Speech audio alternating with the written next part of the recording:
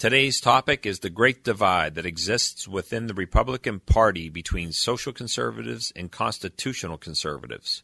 Social conservatives, like Rick Santorum, believe that the federal government has the right to tell people how to live their lives, whether it be who they marry or what they put in their bodies.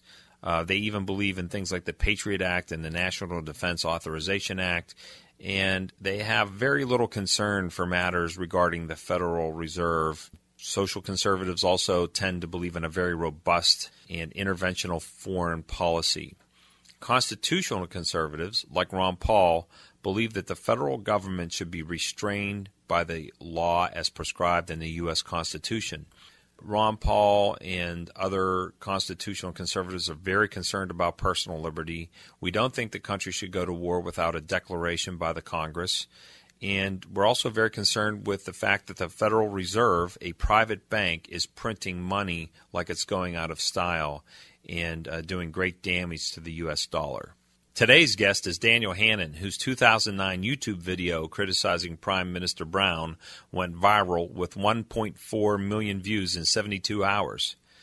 As a British politician, Daniel is a member of the European Parliament representing Southeast England for the Conservative Party. He's also Secretary General of the Alliance of European Conservatives and Reformists, and he led the campaign for a referendum on the European Constitution. As a journalist, Daniel Hannan writes for The Telegraph, a UK newspaper, and is also author of the book The New Road to Serfdom, A Letter of Warning to America. Daniel Hannan, welcome to Free the Nation, and thank you so much for taking time for our viewers today. Thank you, Nick. So you and I met back in 2009 in Valley Forge at the Campaign for Liberty event, and I was really impressed with your sincere admiration for the people who attended that event, and also just with your passion for individual liberty and the Constitution and our founding fathers. And I wanted to get your feedback on one issue that is universally agreed upon in the Republican Party for the 2012 presidential elections, and I guess that would be President Obama's health care bill. You've had the experience of living with government-run healthcare over in the UK, and I wanted to get your insight and have you share with our listeners what they can expect if we fail to repeal this legislation. There won't be another chance. I mean, that's really the one point to take away with you. Okay, once a state-run system beds in politically, it becomes absolutely impossible to come back to it and repeal it later. Ministers become responsible for every kind of, body lying on a trolley for lack of a bed, for every misfortune, and it becomes, first of all, impossible to not keep increasing the resources. I mean, morally, let alone politically, if you're responsible for everything that goes wrong. And secondly, you build up this enormous corpus of people who have a vested interest in the existing system. I mean, we have a system where there are more people in administrative than in medical positions in the National Health Service, right? There are more managers and other non-medical staff than there are doctors and nurses.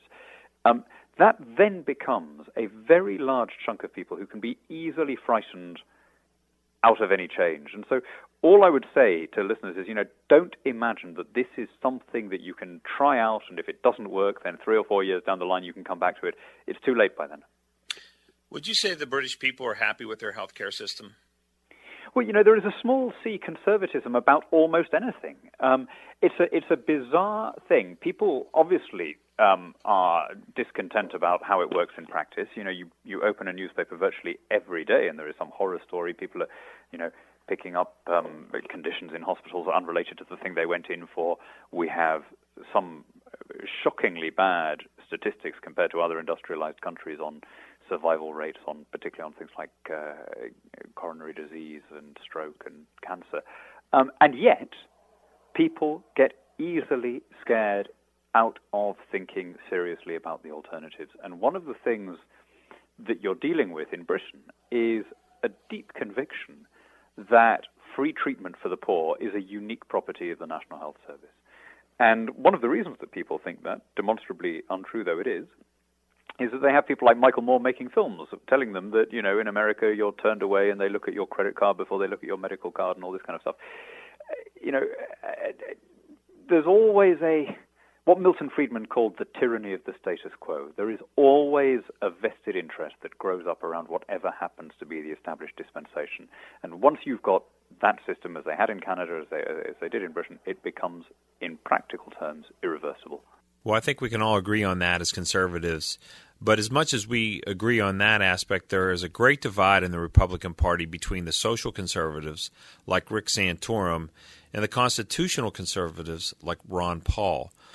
From your point of view, Daniel, what's the difference between the two, and with which do you most closely identify? Well, the first thing to say is this is nothing to do, these issues about guns and gays and abortion and so on, are nothing to do with the office of the presidency. You know, I've got a copy of your Constitution in front of me, and there is really nothing. There is no warrant in there for any of these policies to have kind of slipped into the political orbit of the White House. So, on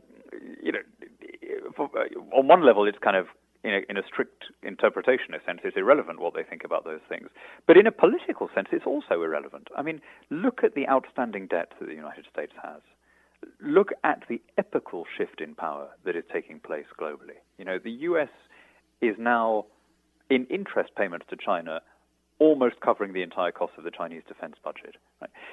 In that political situation, frankly, who cares where a candidate stands on gay marriage, right? Even if that was something to do with the presidency, which it isn't. Even if it was something to do with the federal government rather than the states, which it isn't. Who cares, right? There is such an immediate crisis. I think that it is an irresponsible indulgence to start caring about these side issues. I would just add to that my past experience in supporting Republican candidates is that they promise fidelity to the Constitution, to cut budgets, to cut spending, to reduce the deficits and the debts. But each time, as we saw in the case most recently with George W. Bush, the debts increase, the deficits increase, and there's not the fidelity to the Constitution. What are your thoughts on that? Well, I mean, again, you know, referring back to that Constitution to which we hope they have fidelity, budgets are up to Congress. I think the really important elections coming up in November are those for the two houses. Those are the guys who set the budget, and those are the people if you like, who caused the crisis.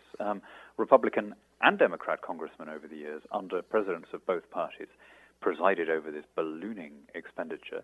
And, you know, I think the founders knew what they were doing when they put Congress in Article 1 of the Constitution and the presidency in Article 2. It ought to be up to the parliamentary representatives to decide on questions of tax and spending. I mean, you know, in terms of does the president kind of set a lead, and if he's the party leader with a majority in Congress, what can he do about it?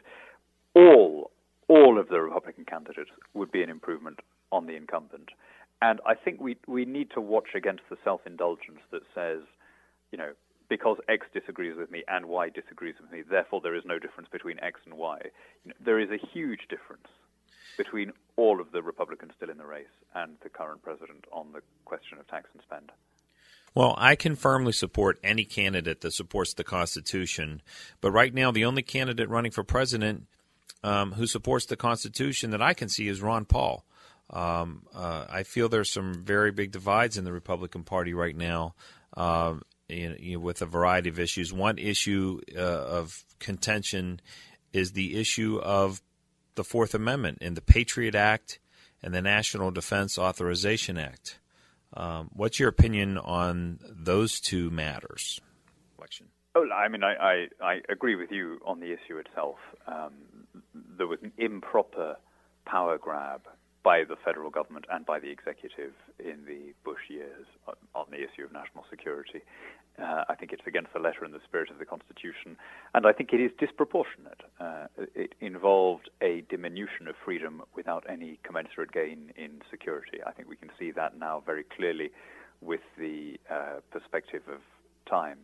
I also think it's a distraction from the main question, which is restoring order and sanity to the public finances of the United States. So, you know, I agree with you on those issues.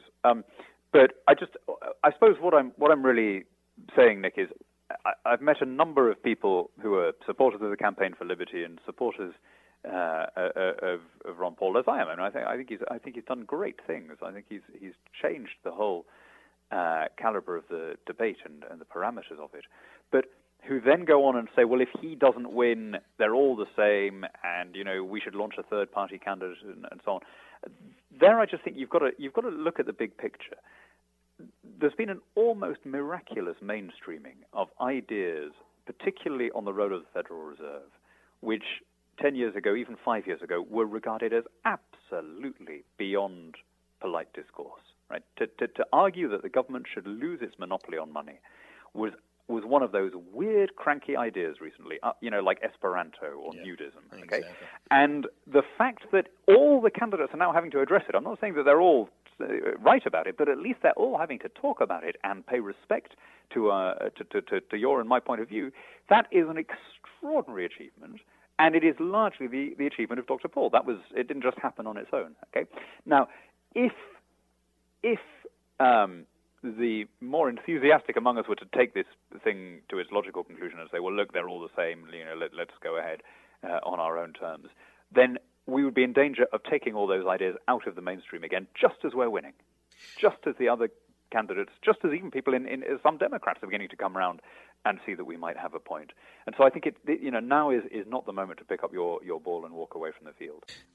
That's a difficult one for me, just because as I look back at the Republicans that I supported over the years, they didn't keep their promises. They didn't show fidelity to the Constitution. And now I question whether or not a third party isn't the only solution to these problems. And, they always say, the social conservatives will always say, or the mainstream Republicans will always say that if we split off into a third party that Obama's going to get elected. And sometimes I wonder if we shouldn't say to them, you come vote for our candidate, you come vote for our views, or you're going to vote for Obama. What are your feelings on that?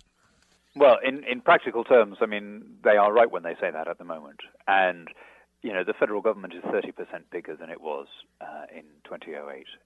These are not normal times. I mean, that is an unprecedented peacetime expansion of the state.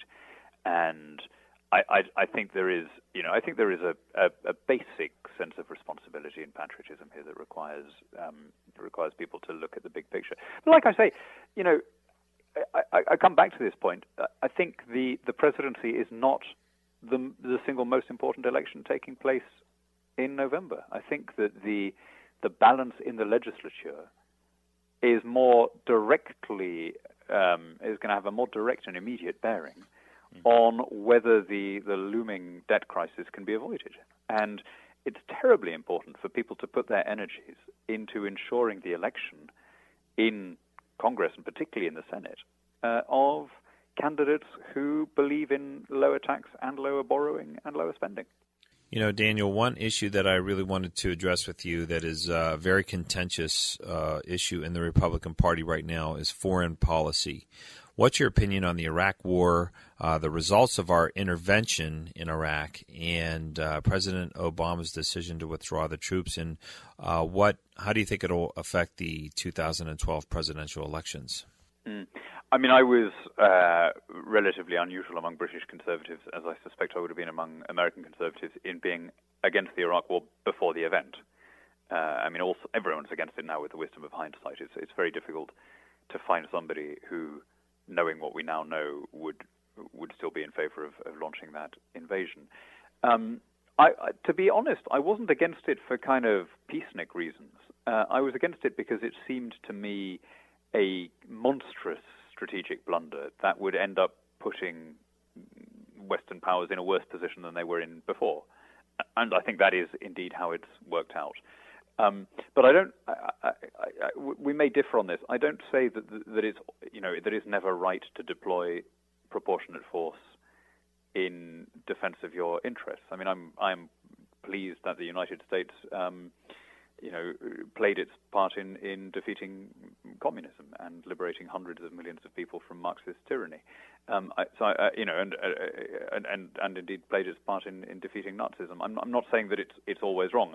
It's just that as our Church of England Common Prayer Book says of matrimony, it should be entered into reverently, discreetly, advisedly, soberly.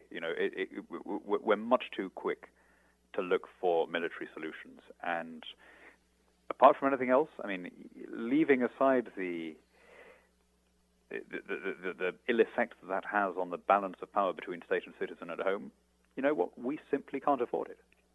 I couldn't agree with you more. I was actually in support of the Iraq War because, I've been a lifelong Republican and I really trusted my government. I really believed what they were saying. And I agree with you that force can be used appropriately in different instances. But what I find out, in speaking to people who I would consider social conservatives in the United States, is that they still support the war in Iraq, even now, and they feel that we shouldn't be pulling out, and that's a big divide in the... Yeah, people get themselves on hooks, though. This is one of those funny things in politics. They don't want to admit that the other guy was right. It becomes a tribal thing.